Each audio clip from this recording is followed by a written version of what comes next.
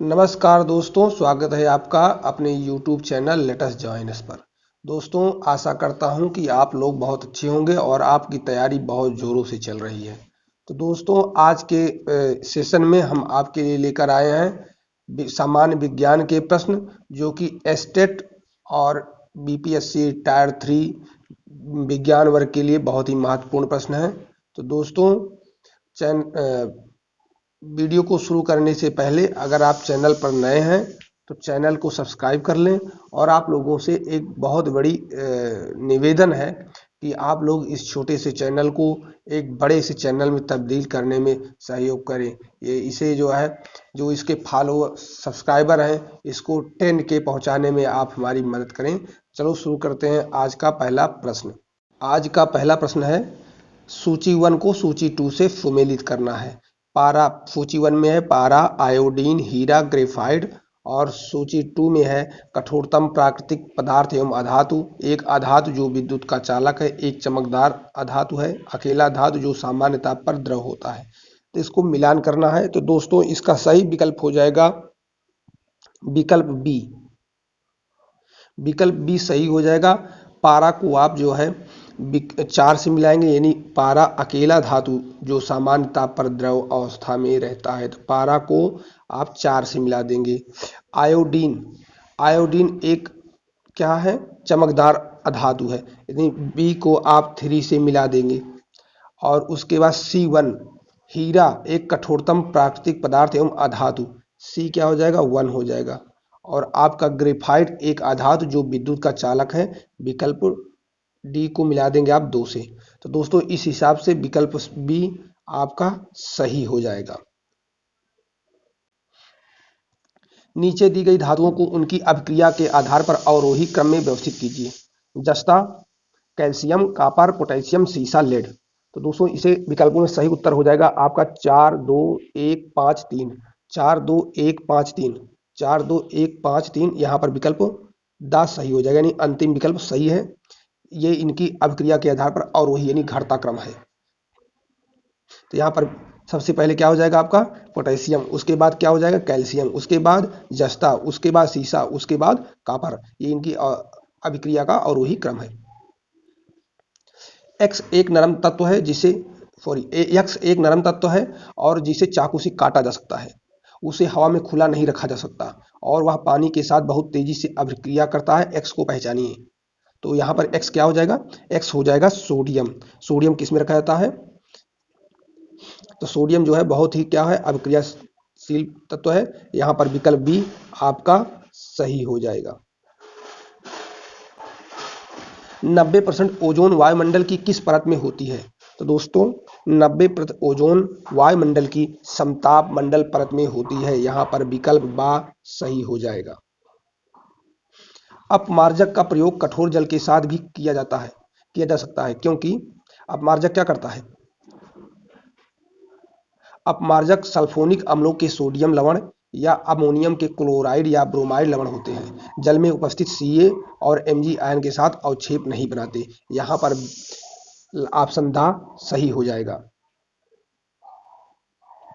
नीले रंग का खनिज लैपिसल जूली क्या है, नीले रंग का खनिज लैपिस लजूली, जिसका उपयोग अर्ध कीमती पत्थर के रूप में किया जाता है। इसको क्या कहते हैं, इसको बोलते हैं सोडियम एल्यूमिनियम सिलिकेट। इसका विकल्प पहला सही हो जाएगा आ, सोडियम एल्यूमिनियम सिलिकेट। इसको लैपिस लजूली कहते हैं। नायलॉन रेसे बने होते हैं, नायलॉन रेसे बने होते हैं। तो नायलॉन रेसे पॉली अमाइड बहुलक से, किससे, पॉली अमाइड बहुलक से। यहाँ पर लास्ट विकल्प दा सही हो जाएगा। तो नायलॉन के रेसे पॉली अमाइड बहुलक से बने होते हैं। निम्नलिखित गैस मिश्रणों में से कौन सा गैस वेल्डिंग के लिए प्रयुक्त किया जाता है। तो दोस्तों, वेल्डिंग के लिए ऑक्सीजन तथा एसिटिलीन का प्रयोग किया जाता है। यहाँ पर विकल्प बा सही हो जाएगा। निम्नलिखित में से कौन सा अधातु कमरे के तापमान पर द्रव अवस्था में होता है। तो दोस्तों, ब्रोमीन कमरे के तापमान पर द्रव अवस्था में रहता है। यहाँ पर विकल्प सा सही हो जाएगा। पारा धातु का मुख्य अयस्क है, पारा धातु का मुख्य अयस्क होता है। तो दोस्तों, पारा धातु का मुख्य अयस्क सीना बार होता है। क्या होता है? सीना बार। संपीड़ित प्राकृतिक गैस सीएनजी में मुख्यतः होता है। संपीड़ित प्राकृतिक गैस सीएनजी में मुख्यतः होता है मीथेन। क्या होता है? मीथेन।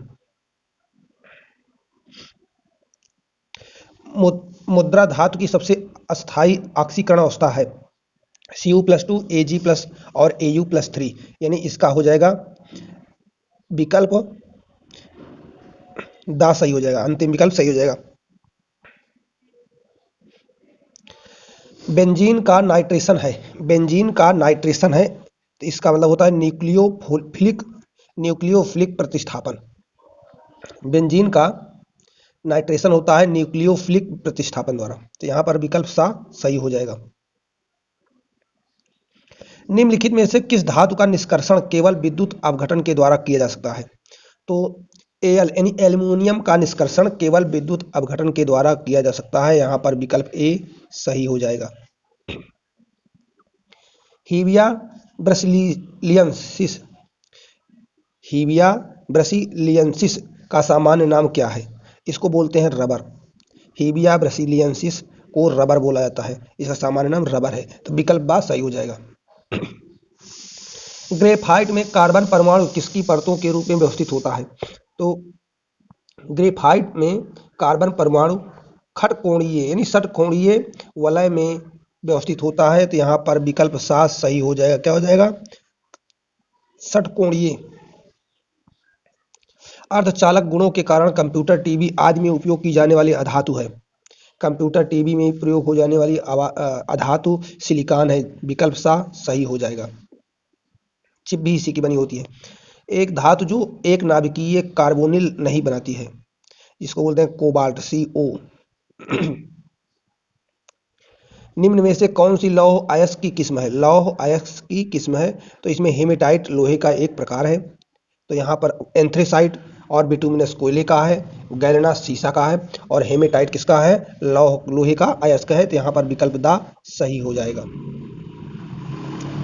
ग्रेफाइट में विभिन्न परतें एक साथ आयोजित रहती हैं दुर्बल वान डर वाल्स बल से।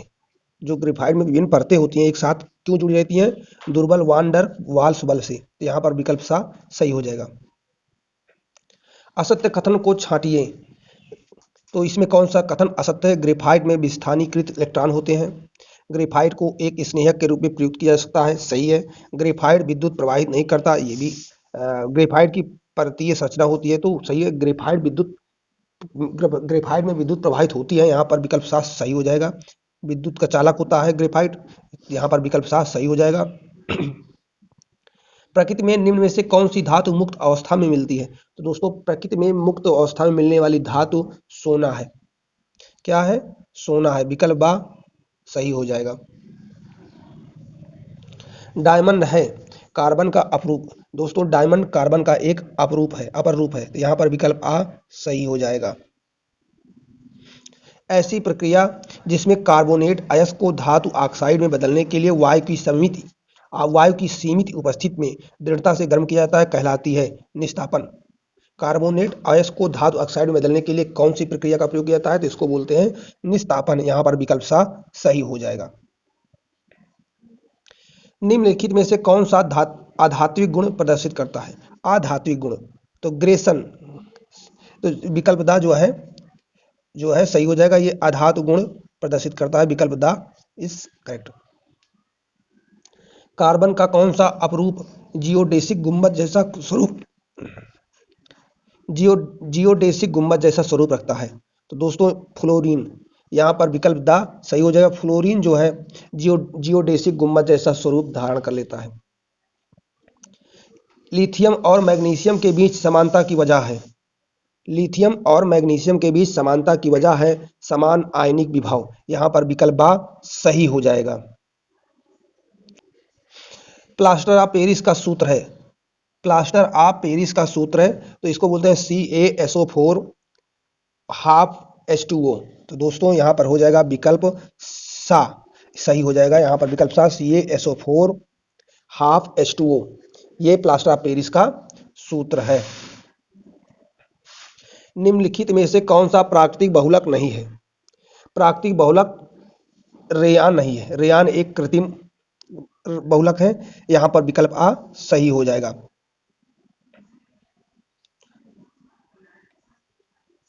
किसान मिट्टी पर अम्लता के प्रभाव को क्या मिलाकर उदासीन करते हैं? तो दोस्तों, किसान मिट्टी पर अम्लता को कम करने के लिए बुझा हुआ चूने का प्रयोग करते हैं। तो यहाँ पर विकल्प सी सा सही हो जाएगा। बुझा हुआ चूना, जो मिट्टी अम्लीय होती है उसको सही करने के लिए, उदासीन करने के लिए बुझा हुआ चूने का प्रयोग किया जाता है।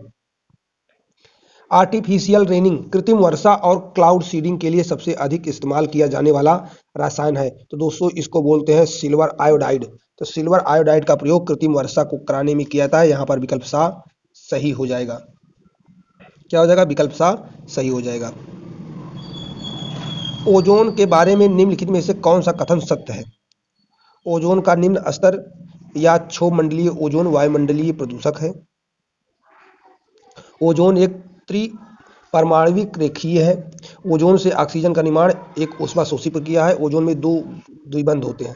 तो दोस्तों, यहाँ पर विकल्प ए सही हो जाएगा। ओजोन का निम्न स्तर या क्षोभमंडलीय ओजोन वायुमंडल प्रदूषक है। यहाँ पर विकल्प आ सही हो जाएगा।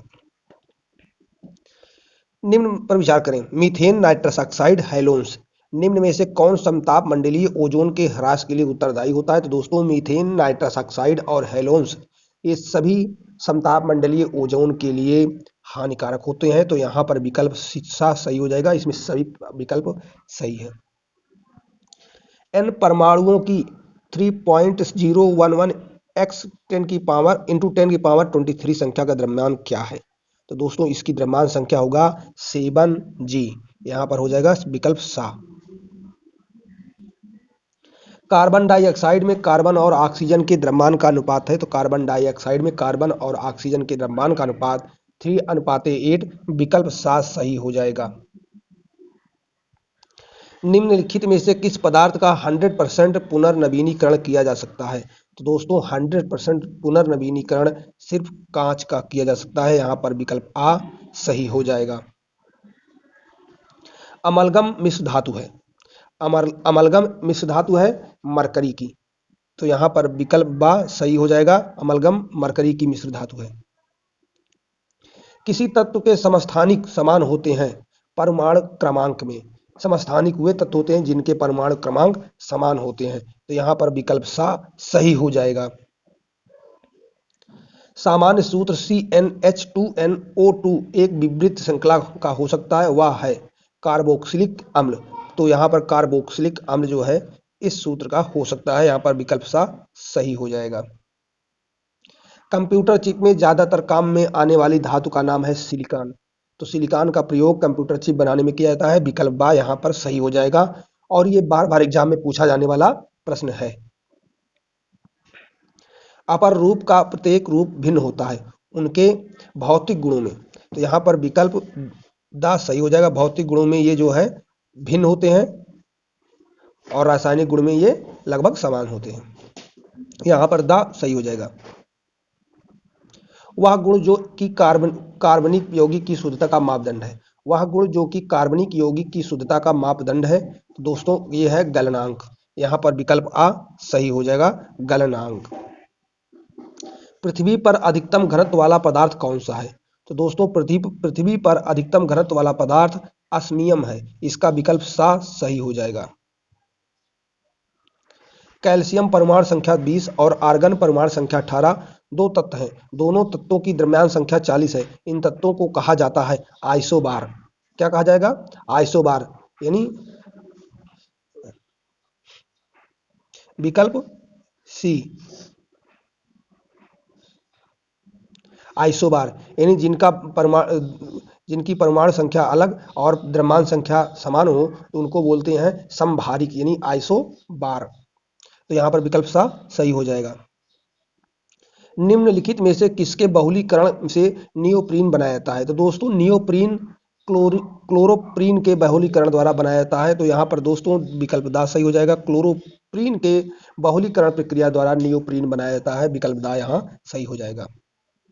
साबुन के अणु में होता है। साबुन के अणु में एक जल विरागी शीर्ष और एक जल विरागी पूंछ पूंछ होती है, एक जल विरागी शीश और एक जल विरागी पूंछ होती है। तो यहाँ पर जो है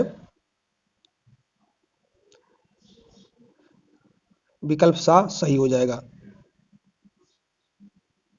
विकल्प सा जल एक जल रागी शीर्ष और एक जल विरागी पूंछ होती है। तो यहाँ पर विकल्प सा सही हो जाएगा। निम्नलिखित में से कौन सा क्षार नहीं है? तो दोस्तों यहाँ पर C2H5OH यानी विकल्प आ एक क्षार नहीं है। आज का सबसे महत्वपूर्ण और अंतिम प्रश्न है, नियोप्रीन रबर बहुलक है। नियोप्रीन रबर बहुलक है किसका? क्लोरोप्रीन का। क्लोरोप्रीन के बहुलीकरण द्वारा नियोप्रीन का जो है नियोप्रीन रबर का निर्माण होता है। तो दोस्तों आज का ये सबसे अंतिम प्रश्न था।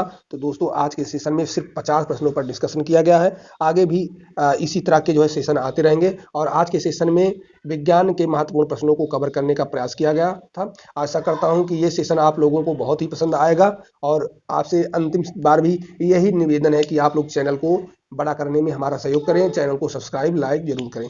धन्यवाद।